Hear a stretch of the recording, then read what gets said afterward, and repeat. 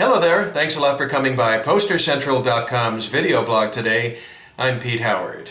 And you know something? The promoters of this Doors concert in July of 1967 must have been just thrilled to death when Light My Fire hit #1 the exact week of their show in Billboard magazine's national singles chart. Boy, what timing.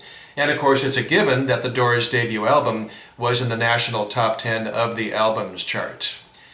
Eagles Auditorium in Seattle, Washington during the Summer of Love. Boy, how much better can it get than that? A really nice silk-screened psychedelic concert poster on cardboard, not the customary paper, measuring 14.5 inches by 23 inches. Now with psychedelic stuff, I'd like to mention the poster artist as soon as possible. Geberoff Sign, as a matter of fact, has a credit over here, is the artist for this, and as far as I could determine, Mr. Geberoff was a printing teacher, or had been, at Lincoln High School there in Seattle. Now, since these were silk screens, you know what that means. No two are exactly alike, and different color schemes indeed were produced. And I've got a couple of examples to show you, and I can actually try to show you on my iPhone and see how this comes off. But here's a black and white version of the poster. I'm, of course, showing you a purple and black and white, but this is just black and white. And then there's a really colorful version of this, again, exact same poster, all printed before the show to sell tickets. So not unusual for a silk screen, but this one actually does, exist printed before the show in a lot of different color variations, and so that's really fun. But this one, as I said, is your basic black and white and purple, the purple really rocking on this. And as you can see, the center artwork consists of a woman with a warm smile, extra large irises in her eyes, and her hands clasped sort of in the bottom right of the oval. And as you can see, her hair is formed by the words "The Doors" on the left and Eagles Auditorium on the right. And then the rest of that black, psychedelic lettering sort of moving left to right, roughly. Union Light Company is credited. It says, and the pH Factor Jug Band from Portland, Oregon, and Chrome Circus from Seattle. Of course, the cities are not mentioned. I'm just adding that for background. And then down the right-hand side of the oval, you do have the dates on there, July 23rd and 24. And then it's pretty funny for the actual time of the shows. I'm going to turn this sideways to show you.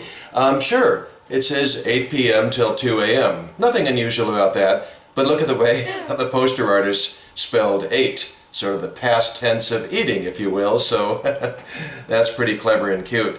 I think the poster artist was probably just following in the footsteps of the trend of, the opening acts being misspelled, right? Like the pH Factor Jug Band and Chrome Circus, both misspelled. So the Doors are the only band on here not misspelled. For a change, the Doors are the normal one on this poster. And then rounding out the oval down there, as you can see, it does say admission $3. And then below the white oval, you can see the center purple area there. It says, produced by the Choicest Blend. Now, I don't know if that was an alternate name or a working title for the company of promoter Boyd Grafmeyer, but he did promote this show, although his name is not on the poster other than Choicest Blend.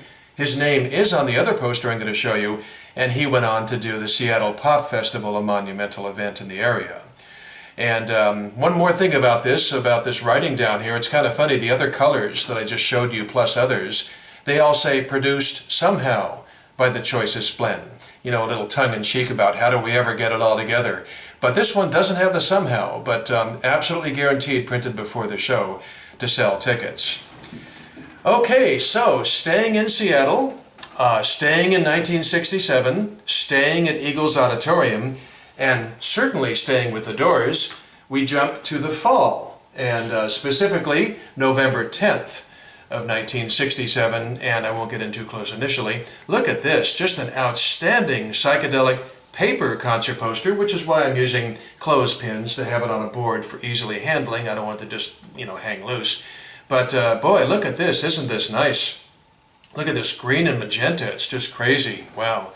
And look at that, John Mooring, very prolific and popular psychedelic poster artist in Seattle, did this, and he gave poster number 10, in fact, down by his name credit, along with the 67.